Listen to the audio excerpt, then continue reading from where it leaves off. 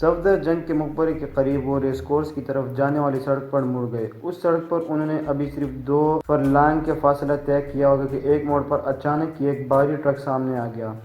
Truck کی رفتار خاصی تیز تھی۔ طارق نے سیڈان کے سائڈ پر لینے کی کوشش کی مگر ٹرک سر پر پہنچ چکا تھا۔ ٹرک نے سیڈان سے پچھلے حصے کو ٹکر ماری۔ سیڈان کی لہرائی ہوئی سڑک سے اتر کر ایک درخت سے ٹکرا گئی۔ طارق کا سر ونڈسکرین سے ٹکرایا۔ اسے اپنی پیشانی پر خون محسوس ہوا۔ اس نے چھو کر دیکھا، شیشہ لگنے سے اس کی پیشانی کی کال پٹ گئی تھی۔ غنیمت تھا کہ زخم زیادہ گہرا نہیں تھا۔ اس نے پیچھے مڑ کر دیکھا، سلیم سیٹوں کے درمیان پھنسا ہوا تھا اور بملا اس کے نیچے دبی ہوئی تھی۔ آگے والی پیسنجر سیٹ پیچھے کی طرف جھک گئی تھی۔ سلیم تو کسی نہ کسی طرح نکل گیا لیکن بملا پھنس کر رہ گئی۔ وہ بے حس و حرکت تھی۔ سلیم نے اسے ٹٹول کر دیکھا، وہ بے ہوش ہو چکی تھی۔ ٹرک رکا نہیں تھا۔ طارق بڑی مشکل سے دروازہ کھول کر نیچے اترا۔ یہ بے ہوش ہو گیا۔ سلیم نے کہا، لعنت بھیجو اس پر، باہر آ جاؤ، ہمیں کم سے کم ایک اور میل آگے جانا ہوگا۔ طارق نے جواب دیا۔ سلیم باہر آ گیا۔ وہ دونوں ایک طرف دوڑنے لگے۔ وہ کم سے کم وقت میں اس جگہ سے زیادہ دور نکلنا جانا چاہتے تھے۔ رات آدھی بیت چکی تھی اور اگر واقعی ان کی تلاش شروع ہو چکی ہوتی تو وہ کسی بھی وقت گھیرے میں آ سکتے تھے۔ تقریباً 1 میل کا فاصلہ طے کرنے کے بعد وہ ریس کورس کے قریب ایک چھوٹی سی سڑک پر مڑ گئی۔ یہ دولت مند طبقے کا علاقہ تھا اور یہاں عالیشان بنگلے بنے ہوئے تھے۔ یہ سڑک ویران تھی۔ اس قسم کے علاقے عام طور پر رات 9-10 بجے کے بعد ویران ہو جاتے۔ دولت مندوں کو زیادہ خوف رہتا تھا۔ وہ جلد ہی گھروں میں بند ہو کر بیٹھ جاتے اور اس وقت تو یوں بھی رات آدھی سے زیادہ بیت چکی تھی۔ طارق بنگلوں کو دیکھتا ہوا آگے بڑھتا رہا۔ اس کی پیشانی سے خون رس رہا تھا جیسے وہ بار بار رومال سے پہنچ رہا تھا۔ تم اس کی طرف کبھی نہیں آئے، بنگلے تک کیسے پہنچے تھے؟ سلیم نے پوچھا۔ تمہیں یاد ہوگا پرسوں میں نے ٹیلی فون پر پانڈے نام ایک شخص سے بات کی تھی، طارق نے کہا۔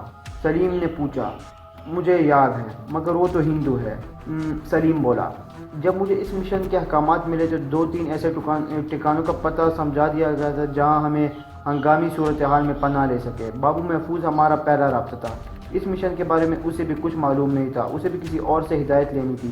وہ شخص کون ہے اور مشن کے بارے میں کیا جانتا ہے لیکن مجھے نہیں معلوم، لیکن بہرحال مجھے سمجھا دیا گیا تھا کہ کسی ہنگامی صورتحال کے تحت کہاں پناہ لی جا سکتی ہے اور پانڈے ان میں سے ایک ہے۔ طارق نے جواب دیا، لیکن میرا سوال اپنی جگہ پر موجود ہے کہ ایک ہندو اپنی قوم کے خلاف ہماری مدد کیوں کرے گا؟ سلیم کے لہجے میں اب بھی الجھن تھی۔ غدار قوم میں ہوتے ہیں، طارق نے کہا۔ بعض لوگ دولت کی لالچ میں غداری کرتے اور بعض لوگ کسی مجبوری کے تحت۔ پانڈے دولت کے لالچ میں نہیں، ایک مجبوری کے تحت ہماری مدد کرے گا اور اس کی مجبوری ہے کہ اس کی بیوی اور بچے سری نگر سے چند میل کے فاصلے پر گلمرگ میں رہائش پذیر ہے۔ پانڈے کشمیری ہندو اور گلمرگ کا رہنے والا ہے۔ گلمرگ میں اگرچہ اکثریت مسلمانوں کی لیکن پانڈے سلطنت کا سب سے دولت مند شخص ہے۔ مسلمانوں کا خون چوس کر اس نے بے پناہ دولت جمع کر رکھی ہے۔ 1 سال پہلے وہ دلی آیا تھا، یہاں بھی اس کا اپنا کاروبار تھا۔ وہ یہاں آ کر کاروبار میں اس قدر الجھا کہ وہ واپس جانے کا موقع نہ ملا۔ اس دوران وادی کے حالات بگڑتے چلے گئے۔ نہ وہ خود گلمرگ جا سکا اور نہ اپنی بیوی بچوں کو یہاں بلا سکا۔ چند ماہ پہلے ہماری تنظیم نے پانڈے سے رابطہ قائم کیا اور اس سے معاہدہ کیا کہ اگر وہ وقتاً فوقتاً ہماری آدمی کی مدد کرتا رہا تو گلمرگ میں اس کی بیوی بچوں کی حفاظت کی جائے گی اور انہیں کوئی نقصان نہیں پہنچائے گا۔ بصورت دیگر اس کے افراد کو موت کے گھاٹ اتار دیا جائے گا۔ 2 ماہ پہلے پانڈے کی بیوی بچوں کو گلمرگ سے کہیں اور منتقل کر دیا گیا اور پانڈے کو اس کی اطلاع دی گئی۔ اس وقت غالباً اس مشن کی تیاری کی جا رہی تھی۔ پانڈے کی بیوی بچوں کے گلمرگ سے کہیں اور منتقل کا مقصد پانڈے پر دباؤ بڑھنا تھا تاکہ وہ کوئی گڑبڑ نہ کر سکے۔ لیکن کار میں اس طرف آتے ہوئے تم نے کہا تھا کہ تمہارا کوئی دوست ہے جس کے ہاں جانا چاہتے ہو؟ سلیم نے اسے خاموش ہونے پر کہا۔ اس وقت ہمارے ساتھ بملا تھی۔ بملا انٹیلیجنس کے آفیسر ہے اور اس کی موجودگی میں پانڈے کا نام نہیں لیا جا سکتا، طارق نے جواب دیا۔ لیکن سوال یہ پیدا ہوتا ہے کہ آدھی رات کو پانڈے کا مکان کیسے تلاش کرو گے؟ سلیم نے کہا۔ پرسوں ٹیلی فون پر بات کرتے ہوئے اس کی مکان کا پتہ اچھی طرح سمجھ لیا تھا۔ اس نے جو نشانی بتائی تھی اس کی مکان تلاش کرنے میں ہمیں کوئی دشواری پیش نہیں آئی۔ وہ مکان اس سڑک پر ہے، طارق نے جواب دیا اور اس کے ساتھ ہی اچھل پڑا۔ فضا میں اچانک ہی سائرن کی آواز گونج اٹھی۔ سامنے تقریباً 2 گز دور ایک چھوٹا سا چورا اور وہاں اس طرح روشنی نظر آ رہی تھی جیسے دائیں طرف سے کوئی گاڑی آ رہی ہو۔ سائرن کی آواز بھی اس طرف سے آ رہی تھی۔ شاید ہماری تلاش شروع ہو چکی ہے، طارق کہتے ہوئے متجسس نگاہوں سے چاروں طرف دیکھنے لگا۔ اسی لیے میں پیچھے سے بھی سائرن کی آواز سنائی دینے لگی۔ وہ دونوں چھپنے کی جگہ تلاش کرنے لگے۔ بنگلوں کے سامنے چھوٹے چھوٹے لان تھے جن کے آگے باڑ لگے ہوئے تھے۔ طارق اور سلیم دائیں طرف والے بنگلے کی طرف دوڑے اور جیسے ہی انہوں نے باڑ کے پیچھے چھلانگ لگائی، سامنے والا چورا ہے کسی گاڑی کے ہیڈ لیمپس کی روشنیاں ہر طرف گھومتی ہوئی نظر آئی۔ اس کے ساتھ ہی سائرن کی آواز تیز ہو گئی۔ وہ پولیس کی گاڑی تھی جو تیزی سے اسی طرف آ رہی تھی۔ ٹھیک اسی لمحے پولیس کی ایک اور گاڑی سائرن بجاتے ہوئے اسی سڑک پر مڑی اور پھر دونوں گاڑیاں اس باڑ کے قریب آ کر رک گئی جس کے پیچھے یہ دونوں چھپے ہوئے تھے۔ یہ باڑ تقریباً 2 فٹ اونچی تھی اور وہ بہت چدر سی تھی۔ اگر اس طرف روشنی ڈالی جاتی تو انہیں آسانی سے دیکھا جا سکتا تھا۔ وہ باڑ کے ساتھ گھاس پر لیٹے تھے۔ ان کے دل دھڑکن خطرناک حد تک بڑھ گئی تھی۔ وہ دونوں گاڑیوں کے سائرن بند ہو گئے۔ ایک گاڑی میں سے ایک آدمی اتر کر دوسری گاڑی کے قریب آ گیا۔ وہ پولیس کی وردی میں تھا اور اس کے ہاتھ میں ریوالور تھا۔ کچھ پتہ چلا؟ دوسری گاڑی میں سے کسی نے پوچھا۔ نو سر، ہمیں ابھی تک کوئی مشتبہ آدمی نظر نہیں آیا، لیکن قصہ کیا ہے؟ وہ لوگ کون ہیں؟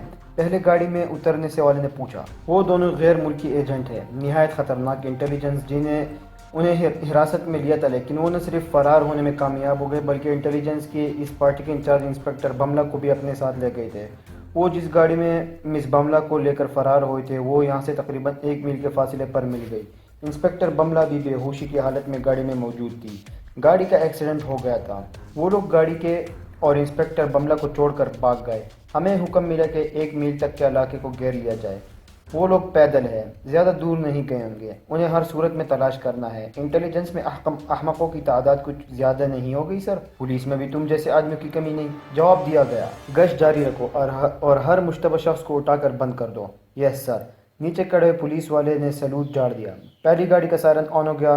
وہ پولیس والا بھی اپنے گاڑی میں آ گیا۔ اس کے بیٹھتے ہی اس کی گاڑی کے سائرن بھی چیخنے لگا اور دونوں گاڑیاں مخالف سمیتوں میں روانہ ہو گئی۔ قسمت اچھی تھی، اگر اس باڑہ کا سہارا نہ ملتا تو بے موت مارے جاتے۔ طارق نے اٹھ کر کپڑے جھاڑتے ہوئے کہا، اب جلدی سے پانڈے کا بنگلہ تلاش کر لو ورنہ لوگ ہمیں تلاش کر لیں گے۔ سلیم نے اٹھتے ہوئے کہا۔ سائرن کی آواز دور جا چکی تھی۔ سڑک پر ایک بار پھر سناٹا طاری ہو چکا تھا۔ حیرت کی بات تھی کہ پولیس کی دونوں گاڑیاں تقریباً 2 منٹ تک یہاں کھڑی رہی لیکن کسی بنگلے سے کوئی شخص صورتحال معلوم کرنے کے لیے باہر نہیں نکلا۔ طارق چلتے چلتے ایک جگہ رک گیا۔ اس بنگلے پر ایک پلر پر ایک دیوی کا مجسمہ لگا ہوا تھا۔ مجسمے کی اونچائی تقریباً 1.5 فٹ تھی۔ اس کی آنکھوں پر پٹی بندھی ہوئی تھی اور ایک ہاتھ میں ترازو تھا جس کا ایک پلر ٹوٹا ہوا تھا۔ یہ غالباً ہندوؤں کی انصاف کی دیوی ہے، لیکن ان کے ترازو کا ایک پلر ٹوٹا ہوا ہے۔ سلیم نے کہا، جس طرح ہندوؤں نے انصاف کا گلا گونج دیا ہے اس طرح ان کے انصاف کی اس دیوی نے بھی اپنے ترازو میں انصاف والا پلر توڑ دیا ہے۔ لیکن بہرحال پانڈے کا بنگلہ یہی ہے، اس نے یہی نشانی بتائی تھی۔ طارق نے جواب دیا۔ گھنٹی بجاؤ، سلیم بولا۔ احمق مت بنو، ہم دیوار پار کر کے جائیں گے، طارق نے کہا، اور اگر چوکیدار نے پکڑ لیا دیکھا جائے گا۔ چلو دیوار پر چڑھو، طارق نے کہا۔ دیوار زیادہ اونچی نہیں تھی، انہیں کودنے میں زیادہ پریشانی نہیں ہوئی۔ یہ وسیع العرض لان تھا جس کی دوسری طرف برآمدے میں مدھم روشنی کا بلب جل رہا تھا۔ وہ چند لمحے تاریکی میں دب کے صورت کا حال جائزہ لیتے رہے۔ پھر طارق نے اشارہ کیا اور وہ دونوں دبے قدموں آگے بڑھنے لگے۔ بنگلے کی عمارت کے دونوں کی طرف گلیارے سے تھی۔ طارق کا رخ دائیں طرف گلیارے کی طرف تھا اور سلیم بائیں طرف جا رہا تھا۔ سلیم ایک کھڑکی کے سامنے رک گیا۔ اس نے کھڑکی پر ہاتھ کا دباؤ ڈالا۔ کھڑکی کے اندر سے بند نہیں تھی۔ وہ آسانی سے اندر کود گیا۔ کمرے میں تاریکی تھی۔ وہ چند لمحے کھڑکی کے قریب دبکا رہا، پھر تاریکی میں ٹٹولتا ہوا آگے بڑھنے لگا۔ کمرے سے نکل کر وہ ایک راہداری میں پہنچ گیا اور ایک کمرے کا دروازہ کھلا دیکھ کر وہ اسی طرف بڑھ گیا۔ کمرے میں مدھم سی روشنی ہو رہی تھی۔ وہ دمے قدموں اندر داخل ہو گیا۔ یہ بیڈ روم تھا۔ سامنے ہی پلنگ پر کوئی کمبل تانے سو رہا تھا۔ سلیم دبے قدموں پلنگ کی طرف بڑھنے لگا۔ ابھی وہ کمرے کے وسط میں پہنچا تھا کہ وہ قب سے غراتی ہوئی آواز سن کر اچھل پڑا۔ ہاتھ اٹھا لو، خبردار اپنی جگہ سے حرکت مت کرنا۔ سلیم نے دونوں ہاتھ سر پر اٹھا لیے۔ اس کا دل بڑی تیزی سے دھڑک اٹھا اور پورے جسم میں خوف دوڑ گئی۔ ایک پست قامت اور قدرے باری برکم آدمی دروازے میں کھڑا تھا۔ اس کے ہاتھ میں پستول تھا جس کا رخ سلیم کی طرف تھا۔ میں تم اس وقت دیکھ لیا تھا جب تم دیوار سے کود رہے تھے، اس شخص نے غرائی ہوئی آواز میں کہا۔ تمہیں دیکھ کر میں تکیوں پر کمبل ڈال کر چھپ گیا تھا تاکہ تمہیں دھوکہ دے سکوں۔ سلیم کے منہ سے بے اختیار گہرا سانس نکل گیا۔ اس شخص نے صرف اسی کو دیوار سے کودتے ہوئے دیکھا تھا۔ طارق اس کی نظروں میں نہیں آیا تھا۔ کون ہو تم؟ وہ شخص 2 قدم آگے بڑھ آیا۔ پستول پھینک دو مسٹر پانڈے ورنہ تمہاری کھوپڑی اڑا دوں گا۔ دروازے کی طرف سے یہ آواز سن کر وہ شخص اچھل پڑا۔ وہ طارق تھا جو دبے قدموں وہاں پہنچ گیا تھا۔ اس شخص نے پستول پھینک کر دونوں ہاتھ اوپر اٹھا دیا۔ طارق نے جلدی سے آگے بڑھ کر پستول اٹھا لیا۔ تم لوگ کون ہو اور میرا نام کیسے جانتے ہو؟ وہ شخص ہکلایا، اس کا جسم کانپ اٹھا۔ تم ہاتھ گرا سکتے ہو مسٹر پانڈے، طارق نے کہا۔ ہم تمہارے دشمن یا چور یا ڈاکو نہیں، تمہارے دوست ہیں۔ میرا نام طارق ہے، پرسوں فون پر تم سے بات ہوئی تھی۔ او، پانڈے کے منہ سے بے اختیار گہرا سانس نکل گیا۔ وہ ہاتھ گرا کر طارق کی طرف گھوم گیا۔ سلیم نے بھی ہاتھ گرا دیے تھے۔ تم نے تو کہا تھا کہ فی الحال مجھ سے رابطہ قائم نہیں کرو گے، مجبوری ہے۔ اس وقت پورے شہر کی پولیس ہماری تلاش میں ہے، یہاں آنے کے سوا کوئی چارہ نہیں تھا۔ ویسے اس وقت گھر میں اور کون ہے؟ طارق نے کہا۔ کوئی نہیں، پرسوں تمہارا فون ملنے کے بعد میں نے دونوں نوکروں کو لمبی چھٹی پر بھیج دیا۔ مجھے یقین تھا کہ تم دونوں کسی بھی وقت ٹپک پڑو گے۔ ویسے اگر پولیس کو پتہ چل گیا تم لوگ یہاں پناہ لے رکھی ہے تو تمہارے ساتھ مجھے بھی سولے پر ٹانگ دیا جائے گا۔ ویسے کوئی انصاف نہیں ہے کہ میرے بیوی بچوں کو یرغمالی بنا کر مجھے بلیک میل کیا جا رہا ہے، اور تم لوگوں نے جو ہماری پوری قوم کو یرغمال بنا رکھا ہے اس کے بارے میں تمہارا کیا خیال ہے؟ طارق نے کہا۔ تمہارے حکمران تو ہمیں 45 سال سے بلیک میل کر رہے ہیں، کون سا ایسا ظلم ہے جو ہم پر نہیں توڑا گیا؟ بستیوں کو جلا کر راکھ کر دیا، انسانوں کو زندہ جلا دیا اور انہیں بے دردی سے جانوروں کی طرح ذبح کر دینا تمہارے نزدیک عین و انصاف ہے؟ لیکن تم لوگ اب یہ بات ذہن میں رکھ لو، وادی کشمیر میں آزادی کی ایک نئی لہر دوڑ چکی ہے۔ یہ طوفانی لہر غاصبوں کو خس و خاشاک کی طرح بہا کر لے جائیں گی۔ تم لوگوں کا یہ خواب کبھی پورا نہیں ہو سکتا، پانڈے نے کہا۔ تم لوگوں نے آزادی کا نام تو سنا ہے، اس کا مفہوم نہیں سمجھتے، یہ نہیں جانتے کہ آزادی حاصل کس طرح کی جاتی ہے۔ آزادی کا مفہوم جاننے کے لیے ویتنام کا تاریخ کا مطالعہ کرو۔ ویتنامیوں نے پوری ایک نسل کٹوا کر آزادی کی تاریخ رقم کی ہے۔ الجزائر کے ان بوڑھے سے آزادی کا مفہوم پوچھو جنہوں نے آزادی کے لیے، جنہوں نے فرانس کے چنگل سے نکلنے کے لیے خون کے دریا عبور کیا، اور پھر افغانستان کی تازہ ترین مثال تمہارے سامنے ہے۔ انہوں نے لاکھوں گردنیں کٹوا دی اور آخرکار دنیا کی سب سے بڑی طاقت روس کو اپنی سرزمین سے نکال دیا۔ تم لوگ آزادی کا مفہوم کیا سمجھو؟ مسٹر طارق 46 سال گزرنے کے باوجود آج بھی وہی کھڑے ہو جہاں پہلے دن تھے۔ کوکلے نعرے سے آزادی نہیں ملتی اور نہ ہی بند کرو یہ بکواس۔ طارق دھاڑا، ہم یہاں تمہارا لیکچر سننے کے لیے نہیں آئے۔ اگر میں آزادی کی لگن نہ ہوتی ہم میں تو اس جنت نظیر وعدے میں آج ہمارا نام و نشان مٹ چکا ہوتا۔ ہم پچھلے 46 برسوں میں تمہارے غاصب آقاؤں کو ایک دن کے لیے بھی چین سے بیٹھنے نہیں دیا، اور آج وادی سے تمہارے آقاؤں کے قدم اکھڑ رہے ہیں، اور وہ دن دور نہیں جب اپنی اس مقدس سرزمین سے ان ناپاک قدموں کو نشان تک مٹا دیں گے۔ طارق کچھ لمحوں کے لیے خاموش ہوا، پھر اس کے چہرے پر نظریں جماتے ہوئے بات جاری رکھی۔ ہم چند روز یہاں رہیں گے اور تمہیں ہماری ہدایت پر عمل کرنا ہوگا، اور اگر تم نے کوئی چالاکی دکھانے کی کوشش کی تو تمہاری بیوی اور بچے… بس آگے کچھ مت کہنا۔ پانڈے نے ہاتھ اٹھا دیا۔ اپنی بیوی اور بچوں کی خاطر ہی تو میں اپنے ملک اور اپنے قوم سے غداری کر رہا ہوں۔ کاش میں انہیں بھی اپنے ساتھ ہی لے آیا ہوتا تو آج تم لوگوں کا اعلی کار نہ بنتا۔ اب تو تم ہمارے اعلی کار بن ہی چکے ہو۔ سلیم مسکرایا۔ اور عافیت اسی میں ہے کہ ہم کہیں چپ چاپ اس پر عمل کرتے رہو۔ کیا چاہتے ہو؟ پانڈے نے پوچھا۔ ہمارا ایک ساتھی انٹیلیجنس والوں کے حد تک چڑھ گیا ہے۔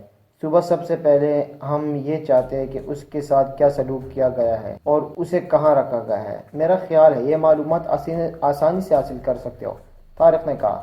پولیس کا ایک سب انسپکٹر میرا دوست ہے، اس سے معلوم کرنے کی کوشش کروں گا، پانڈے نے جواب دیا۔ اپنے آس پاس انسپکٹر دوست کو یہاں لانے کی حماقت مت کرنا، بلکہ جب تک ہم یہاں ہیں تمہارا کوئی جاننے والا یہاں نہیں آئے گا، طارق نے کہا۔ کب تک یہاں رہو گے؟ پانڈے نے سوالی نگاہوں سے اس کی طرف دیکھا۔ یہ تو حالات پر منحصر ہے، طارق نے جواب دیا۔ ویسے ہم نے ایک طریقہ سوچا ہے، دن کے وقت ہم یہاں تمہارے نوکروں کی حیثیت سے رہیں گے تاکہ کسی کو ہماری موجودگی پر شبہ نہ ہونے پائے۔ اگر کوئی ہمارے بارے میں پوچھے تو کہہ سکتے ہو کہ ہمیں عارضی طور پر رکھا گیا ہے۔ اب یہ بتاؤ کہ ہمیں رات کس کمرے میں گزارنی ہے؟ اس بنگلے میں کئی کمرے ہیں، جس پر چاہو قبضہ کر سکتے ہو، پانڈے نے کہا۔ میرا خیال ہے یہی کمرہ مناسب رہے گا، یہاں سے اس کھڑکی کے راستے بیرونی گیٹ پر بھی نگاہ رکھی جا سکتی ہے۔ تم اپنا تام جھاڑ اٹھا کر کسی دوسرے کمرے میں چلے جاؤ، سلیم نے کہا، اور کمرے کا جائزہ لینے لگا۔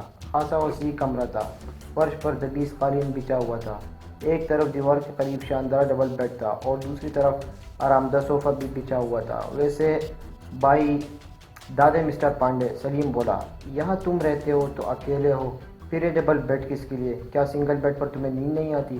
میں سنگل بیڈ پر سوں یا ڈبل بیڈ پر، تمہیں کیا تکلیف ہے؟ پانڈے نے اسے گھورا۔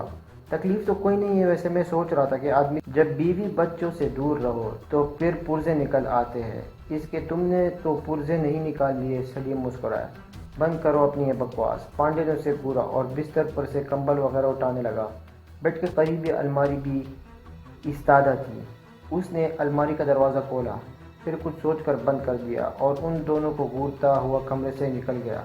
اس پر بھروسہ نہیں کیا جا سکتا، ہمیں کم سے کم آج کی رات محتاط رہنا پڑے گا۔ سلیم نے پانڈے کے جانے کے بعد طارق کی طرف دیکھتے ہوئے مدھم لہجے میں کہا، نہیں، میرا خیال ہے وہ ایسی کوئی حماقت نہیں کرے گا۔ اس کی بیوی بچے۔ راہداری میں قدموں کی آواز سن کر وہ خاموش ہو گیا۔ صرف ایک سیکنڈ بعد پانڈے کمرے میں داخل ہوا۔ اس نے ہاتھوں پر اٹھاتے ہوئے 2 کمبل پلنگ پر پھینک دیے اور سائڈ ٹیبل سے سگریٹ کا پیکٹ اور ماچس اٹھا کر واپس مڑ گیا۔ 1 منٹ مسٹر پانڈے، طارق نے ہاتھ سے اشارہ کیا۔ کچن کس طرف ہے؟ دائیں طرف، راہداری کے آخری میں۔ وہاں ضرورت کی ہر چیز موجود ہے، پانڈے نے جواب دیا اور باہر نکل گیا۔